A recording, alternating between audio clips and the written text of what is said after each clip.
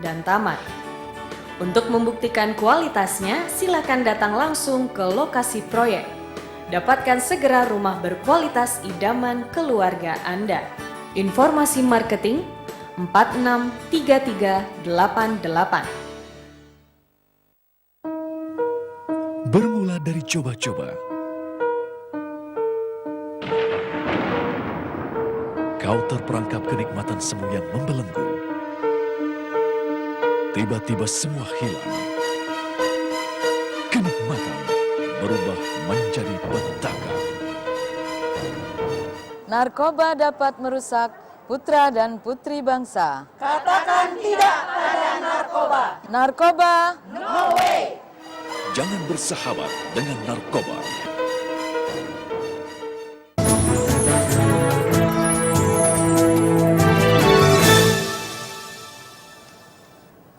Terima kasih Anda masih di Detak Kepri Malam. Informasi dari Karimun pasca Bupati Karimun, Nurdin Basirun turun tangan memantau SPBU Karimun. Kini stok SPBU di Karimun mencukupi. Namun sayangnya, meski diklaim stok BBM aman, namun antrian warga di SPBU Karimun masih terjadi. Beginilah situasi di SPBU Karimun Jalan Poros. Meskipun sudah ada penertiban terhadap oknum-oknum pencoleng minyak yang membeli minyak secara berulang-ulang di SPBU Karimun, antrian panjang di SPBU satu-satunya yang ada di Kabupaten Karimun ini semakin mengkhawatirkan. Kekhawatiran masyarakat ini bukan tanpa sebab. Hal ini dikarenakan di samping BBM tersebut langka di pasaran, juga disebabkan harga minyak tersebut juga ikut naik, sehingga masyarakat resah meskipun harus mengantri berjam-jam di SPBU Karimun Jalan Poros tersebut. Pertanggal 7 Agustus hari Kamis ini, terjadi perubahan jam operasional di SPBU Karimun, yakni buka pada jam 8 pagi hingga tutup pada jam 7 malam. Dengan sistem pembelian hanya diperbolehkan satu kali pembelian saja dalam satu hari, yakni Rp65.000 untuk jenis kendaraan roda 2 dan Rp150.000 untuk kendaraan roda 4. Stok BBM di SPBU Karimun saat ini mencapai 314 kiloliter dengan rincian 146 kiloliter dengan rincian 146 kiloliter premium, 34 kiloliter solar, 6 kiloliter Pertamax Plus, dan ditambah satu tongkang lagi di Tanjung Sebatak sebanyak 200 kiloliter premium. Dari pantauan di lapangan, hampir setiap kios BBM langsung diserbu oleh masyarakat dengan harga per botol ukuran air mineral besar seharga Rp15.000 atau naik sekitar Rp2 hingga Rp3.000 per botolnya, karena biasanya satu botol air mineral tersebut di kisaran Rp12 hingga Rp13.000. Chandra Wijaya, Karimun TV. Saudara, dari Tanjung Pinang dilaporkan kebijakan pemerintah yang membatasi pelayanan BBM solar bersubsidi sejak 4 Agustus lalu tidak begitu berpengaruh di Tanjung Pinang. Hal ini karena seluruh SPBU di Tanjung Pinang tidak ada yang buka hingga 24 jam. Sejak mulai diberlakukan pada 4 Agustus 2014 lalu, kebijakan pemerintah lewat edaran BPH Migas yang membatasi pelayanan BBM solar bersubsidi ternyata tidak begitu berpengaruh, apalagi menimbulkan gejolak terutama di kalangan masyarakat pengguna BBM solar Kota Tanjung Pinang. Seperti diketahui dalam pembatasan pelayanan BBM solar tersebut, pihak SPBU hanya boleh menjual BBM solar mulai pukul 6 pagi hingga pukul 6 sore. Menanggapi kebijakan baru pemerintah tersebut, pengawasan SPBU Batu Tujuh Suhardi mengatakan, hal itu tidak begitu berpengaruh pada pelanggan. Kondisi pelayanan SPBU berjalan normal seperti biasa. Sekarang ini ya biasa-biasa aja gitu. Gitu ya. Kenapa Pak? Kalau masalah itu kita kurang tahu juga ya. Tapi kalau masalah antri panjang itu kan kemungkinan kan itu dari kadang-kadang minyak kita masuk pagi, biasanya operasi siang. Suhardi juga mengatakan sejak 3 bulan terakhir, pihaknya telah lebih dulu membatasi pelayanan penjualan. Pelayanan penjualan hanya sampai sore hari saja. Hal itu untuk mengantisipasi aksi pelangsir solar yang semakin marak setiap tahun. Oktarian melaporkan dari Tanjung Pinang. Ombudsman perwakilan Kepri ikut memantau pelaksanaan tes CPNS yang rencananya akan diumumkan Pemko Batam pada pekan pertama bulan September 2014 mendatang.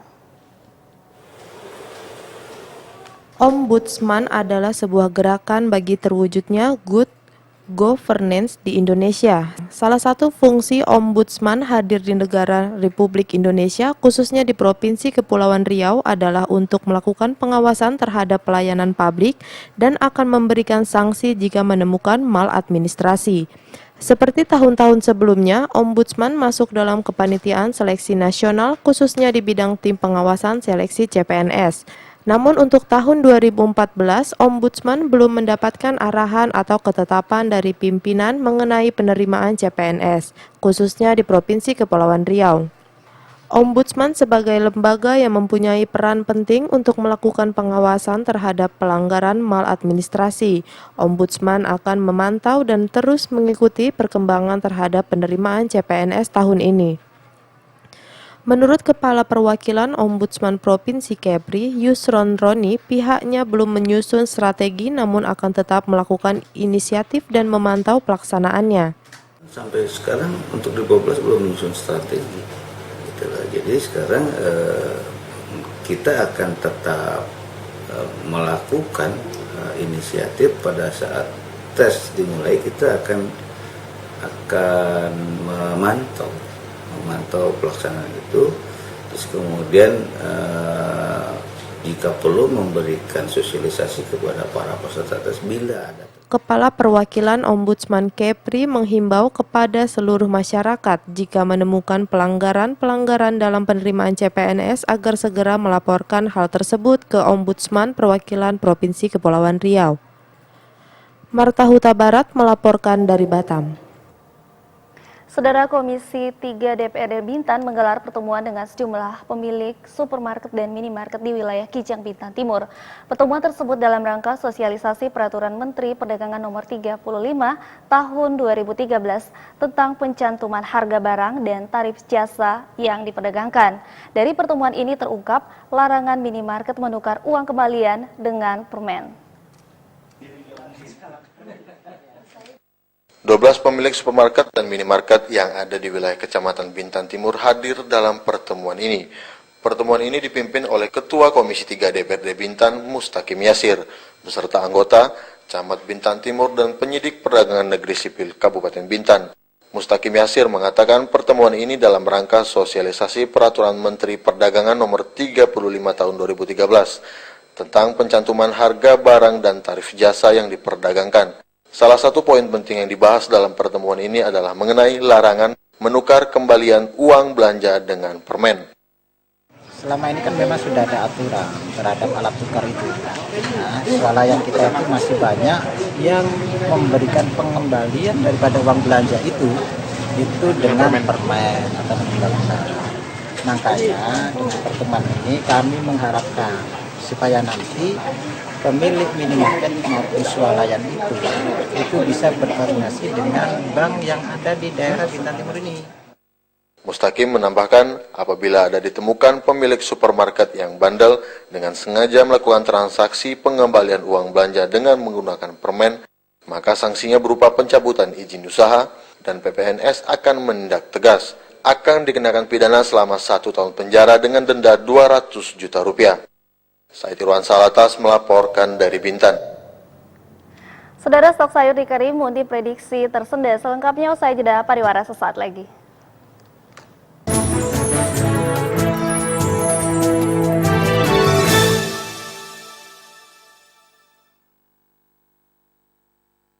Labbaik Allahumma labbaik, labbaik Allahumma labbaik. Saatnya Anda lebih memperdalam sisi religi Anda bersama kami, PT Batam Jaya Holiday Tour and Travel. Kami menyediakan paket Haji Plus dan Umrah. Jamaah akan mendapatkan kenyamanan dan kekhusyukan beribadah dengan fasilitas. Kami berkomitmen dengan apa yang kami janjikan. Keberangkatan sesuai jadwal dan didampingi oleh tour leader. Kenyamanan dan kekhusyukan ibadah Anda adalah prioritas kami.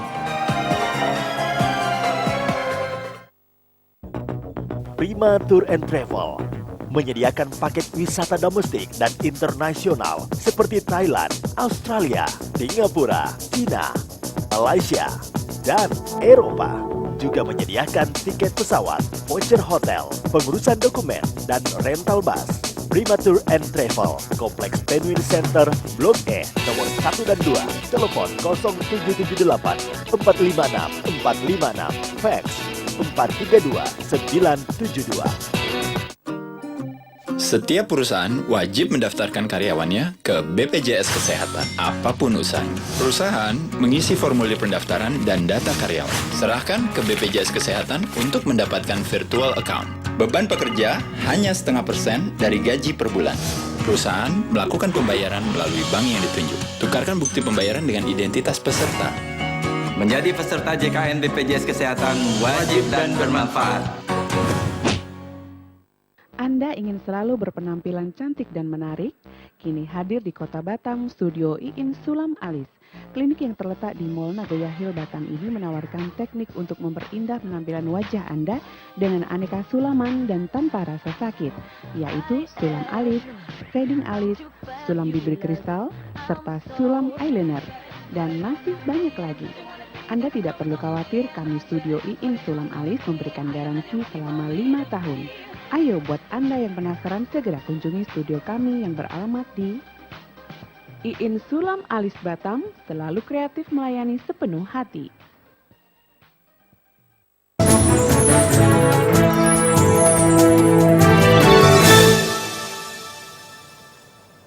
Saudara, sepekan pasca Lebaran, harga sebagian komoditi bumbu dapur di Pasar Baru, Pukang Karimun mulai kembali normal.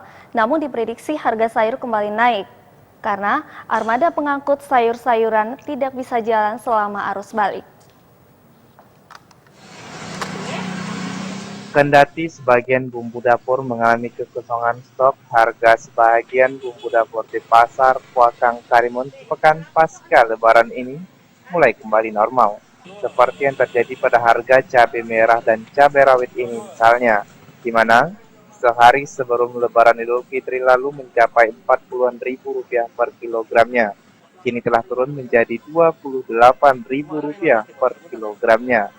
Turunnya sebagian bumbu dapur ini tidak diikuti oleh sebagian harga komoditi bumbu dapur lainnya, di mana saat ini untuk harga kentang masih tetap di harga Rp12.000, wortel Rp18.000 per kilogramnya, dan beberapa bumbu dapur lainnya masih belum turun sama sekali.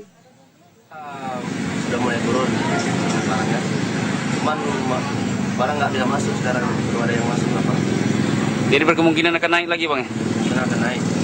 Barang apa? Kenapa bang? Jahe sama bawang Jawa itu masih naik. Bang, untuk harga bawang sendiri berapa sekarang bang?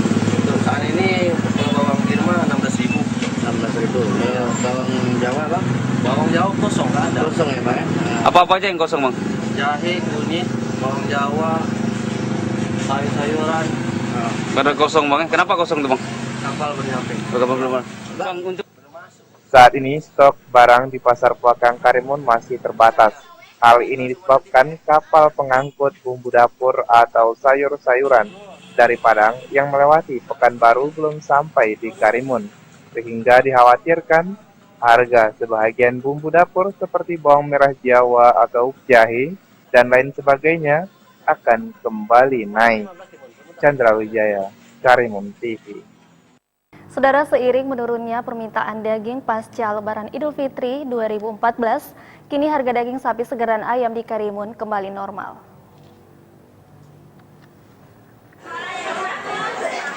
Saat ini harga daging ayam dan daging sapi berangsur-angsur mulai turun, yakni jika sebelumnya harga ayam potong per kilogramnya sekitar Rp35.000, sekarang per kilogramnya hanya Rp34.000 atau turun Rp1.000 setiap kilogramnya. Untuk harga daging sapi segar, jika sebelumnya Rp148.000 per kilogram, sekarang turun Rp10.000, yakni menjadi Rp130.000 per kilogramnya. Sementara harga daging sapi beku asal Australia tetap di kisaran Rp84.000 per kilogramnya. Belum harganya, Pak? Udah. Hah? Harganya udah turun belum? Udah turun berapa, Pak? 10.000, Pak. Untuk harga ikan saat ini masih terbilang normal, yakni Rp20.000 per kilogramnya untuk jenis ikan tongkol dan Rp18.000 untuk jenis ikan sarden. Chandra Wijaya, Karimun TV. Saudara, seorang pelajar SMA Negeri 1 Tanjung Pinang akan mewakili Provinsi Kepulauan Riau sebagai anggota Paskibra tingkat nasional pada upacara kemerdekaan Republik Indonesia 17 Agustus 2014 mendatang. Ega Kalsina, salah seorang pelajar dari SMA Negeri 1 Tanjung Pinang, dinyatakan lolos seleksi calon Paskibraka nasional. Terakhir, Kota Tanjung Pinang telah mengirimkan pelajar terbaiknya ke Paskibraka nasional pada tahun 2007 silam. Sehingga hal ini merupakan satu prestasi tersendiri yang dicapai oleh Dinas Pemuda dan Olahraga Pemko Tanjung Pinang. Untuk Paskibraka tingkat Provinsi Kepri, pelajar Tanjung Pinang juga bertambah dari tahun sebelumnya hanya berjumlah 7 orang, maka pada tahun ini meningkat menjadi 9 orang. Kepala Seksi Pembinaan Anak dan Remaja Dispora Pemko Tanjung Pinang, Kasmia, mengatakan keberhasilan ini karena Dispora langsung mencari calon Paskibraka ke sekolah-sekolah yang ada. Sementara itu, Dispora Pemko Tanjung Pinang saat ini sedang melakukan pembinaan terhadap 32 pelajar untuk calon Paskibraka tingkat kota. Menurut Kasmia, saat ini pembinaan calon Paskibraka dilaksanakan oleh TNI dan Polri sebagai pelatih fisik dan mental, sedangkan pembinaan kerohanian dan kepemimpinan dilatih oleh tim dari MUI. Sejauh ini kita melaksanakan pembinaan kepada calon peserta Paskibraka itu dilaksanakan oleh TNI Polri sebagai pelatih dan sekaligus membina anak-anak untuk di lapangan. Sementara kalau yang untuk kerohanian, kita ambil pelatihnya memang dari MUI ya. Salah seorang pembina dan pelatih Paskibraka, Samsurya Esos MSI, mengatakan pelatihan telah dimulai sejak tanggal 1 Agustus lalu dan akan berakhir pada 18 Agustus mendatang. Latihan Paskibraka dimulai dari tanggal 1 Agustus 2014 di Hotel Halim Tanjung Pinang sampai dengan selesai tanggal 18 Agustus 2014. Untuk diketahui, kegiatan latihan Paskibraka ini tanggal 1 Agustus itu dimulai dengan upacara tantingan serta acara tradisi di kegiatan Paskibraka, yaitu Desa Bahagia.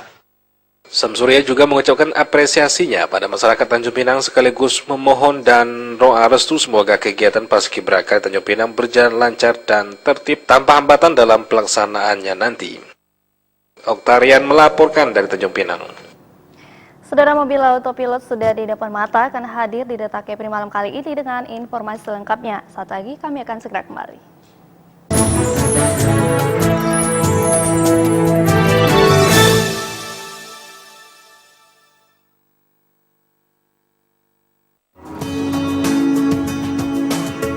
Golden View Hotel, a 4-star hotel in Batam, ideally located at Bengkong with the natural beauty overlooking the sea view.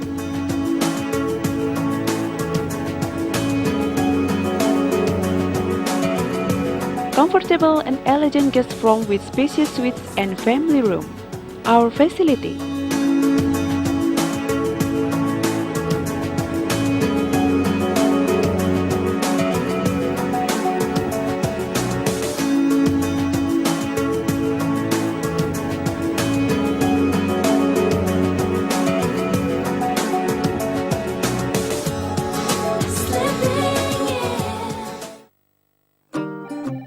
Setiap perusahaan wajib mendaftarkan karyawannya ke BPJS Kesehatan, apapun usahanya. Perusahaan mengisi formulir pendaftaran dan data karyawan. Serahkan ke BPJS Kesehatan untuk mendapatkan virtual account. Beban pekerja hanya 0,5% dari gaji per bulan. Perusahaan melakukan pembayaran melalui bank yang ditunjuk. Tukarkan bukti pembayaran dengan identitas peserta. Menjadi peserta JKN BPJS Kesehatan wajib dan bermanfaat. Finger in the air.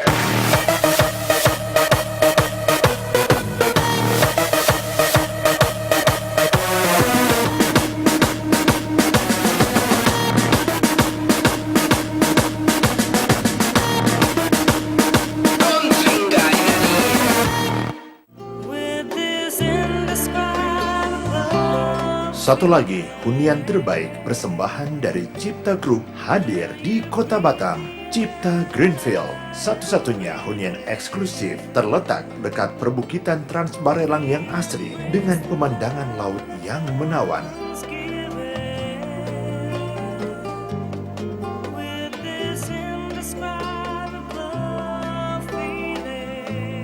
Cipta Greenfield juga menjaga dan memanjakan penghuni dengan fasilitas nomor 1, sistem keamanan 24 jam. Tunggu apa lagi? Segera dapatkan rumah dengan pemandangan yang indah dan nilai investasi yang tinggi.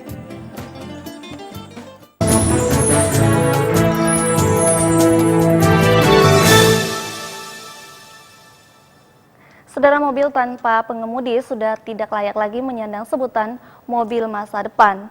Industri otomotif kini memasuki era baru, yakni era otomotif autopilot. Terobosan revolusioner terbaru itu tidak hanya merombak mesin dan desain mobil, namun juga membuang elemen paling vital, yaitu sopir. Dan saudara, informasi ini menjadi akhir Takepri malam kali ini. Saya Arta Huta Barat mewakili seluruh kru yang bertugas mengucapkan terima kasih atas perhatian dan kebersamaan Anda. Selamat malam dan sampai jumpa. In case the computer conked out or a person needed to take over an emergency, those vehicles always used a human driver or two for backup. Bayangkan di masa depan Anda bisa seperti ini, harus berangkat dari rumah dengan tergesa-gesa, namun bisa santai saat mengendarai mobil. Ya, Anda tidak perlu menyetir, cukup aktifkan mode autopilot, maka kendaraan Anda siap mengantarkan kemana tujuan Anda.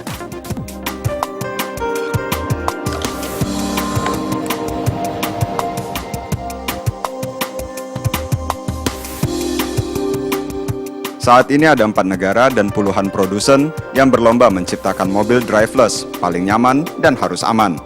Ada Inggris, Amerika Serikat, Jepang, dan Swedia. Negara-negara itu sudah meloloskan undang-undang yang mengizinkan mobil canggih tersebut melaju di jalan raya umum.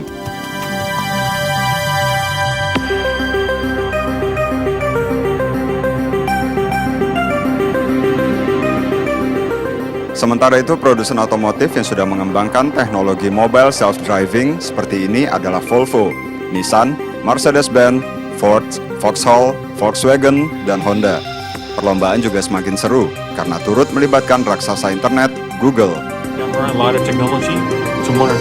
Menteri Transportasi Inggris Claire Perry mengatakan, mobil driverless akan mengubah jaringan transportasi di Inggris. Mereka bisa meningkatkan keselamatan, mengurangi kemacetan, hingga menekan emisi CO2. Dalam Undang-Undang Transportasi terbaru di Inggris ditetapkan, semua model mobil harus memiliki manual override yang memungkinkan pengemudi mengambil kendali dalam situasi darurat. Untuk jenis mobil keluarga, fitur yang wajib adalah pengereman otomatis, self-parking, pengenalan jalan, kamera yang bisa membaca markah jalan, dan adaptive cruise control yang mengatur kecepatan untuk lalu lintas.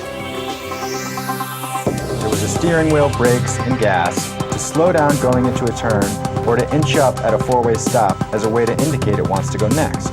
In this case, I still will have to supervise the system because this is an early prototype. But our intention is that in the final.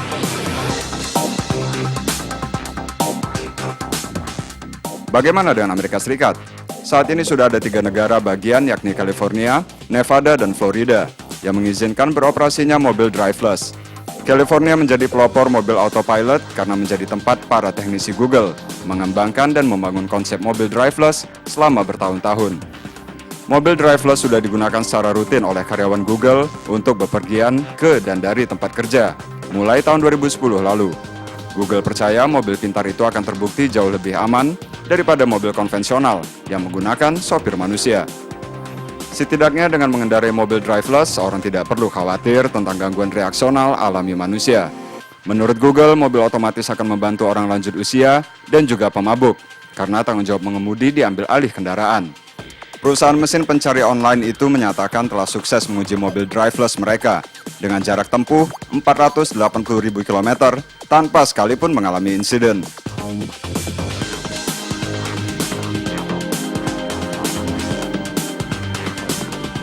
Nah, bagaimana? Apakah Anda sudah siap menyongsong hadirnya teknologi baru otomotif ini? Apakah mobil pintar seperti ini juga sudah cukup pintar dan mampu mengatasi permasalahan utama transportasi di negara berkembang seperti Indonesia, yakni kemacetan?